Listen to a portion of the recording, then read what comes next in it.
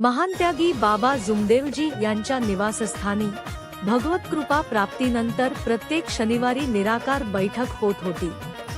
निराकार बैठकीत बाबा देहभान अवस्थेत राहत होते। त्यावेळेस त्यांनी केलेल्या मार्गदर्शनातून सेवकांना संदेश मिळत होते। त्यातील काही ठळक संदेश या उतार्यात देत आहे। दौड़ दौड़ कर